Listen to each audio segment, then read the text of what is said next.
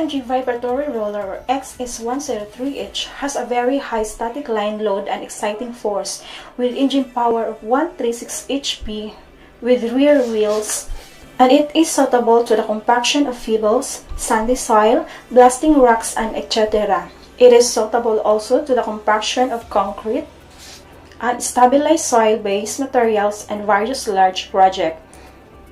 Thus, it's kind of important compaction of equipment in the construction of large projects such as port, railways, expressway, mine, and etc.